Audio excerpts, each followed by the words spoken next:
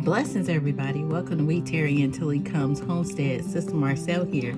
So today is the day I am going to start a new starter, and so I thought to record. So if you're interested in starting a sourdough journey, you can start your own starter as well. So here's my Esther right here. This is Esther. This is the one I frequently use to make bread. Where her name at? Where your name? Get to your name. Here's Esther. And so I have about 3 starters. I have Esther, Horizon, and I have Wheatley. I have one that I did with fresh milled flour. So we're gonna start another one. And I'm thinking of using pizza flour instead of regular flour. That way I can use this starter for when I actually do pizza dough, because we eat pizza quite a bit, at least once a week or once every 2 weeks.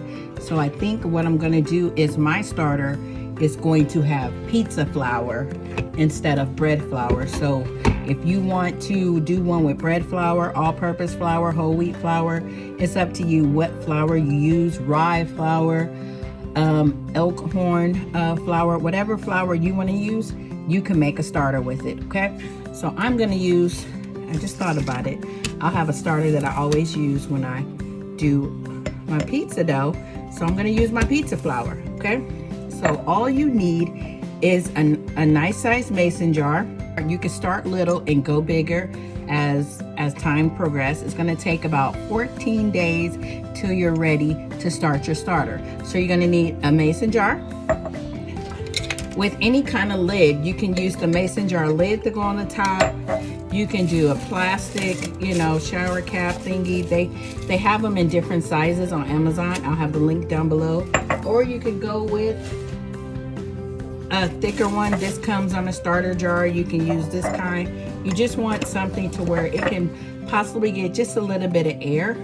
So you could do something like this on top, or you can get even fancy and get the little fancy colorful ones and do like that. Okay, I'm just gonna probably just use the lid on top. That's it.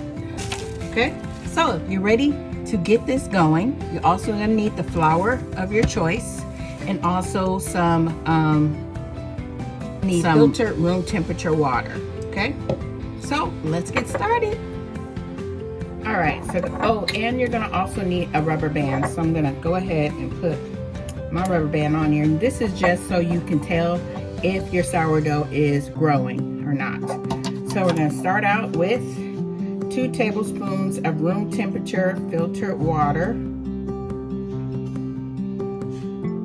This is a 2 tablespoons. Actually, I think I'm gonna go 4. So you can go 4 tablespoons if you like. I'm gonna go with 4. 4 tablespoons of water. This is a 2 tablespoon measuring spoon. And I'm gonna go 4 tablespoons of, get all that water out, 4 tablespoons of flour. So basically 2 scoops. And I'm using my pizza flour. That's 2, and then 4. All right. And then I'm going to get my little spatula here, and I'm just going to mix it up real good. So this starter is only going to be for doing pizza dough.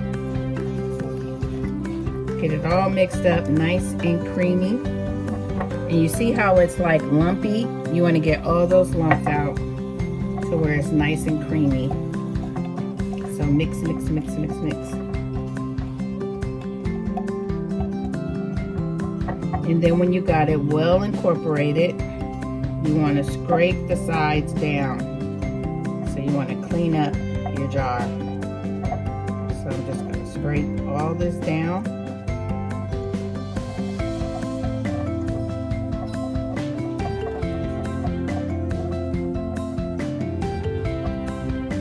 And it's nice and mixed up, and that's pretty much it. So here it is, day 1. I'm gonna put my rubber band on here right at the level that I see it at. That way I can tell if it does any rising.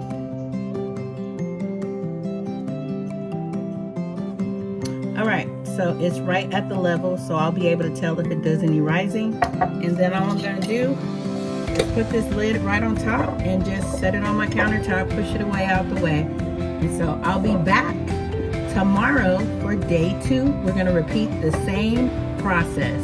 Since I use 4 tablespoons, I will add 4 tablespoons of flour, 4 tablespoons of water. So you would repeat the same process. Because I use 4 tablespoons of flour, I'm going to be using 4 tablespoons of flour. So you're gonna keep feeding it until we get to day 4. So I will see you guys at day 2.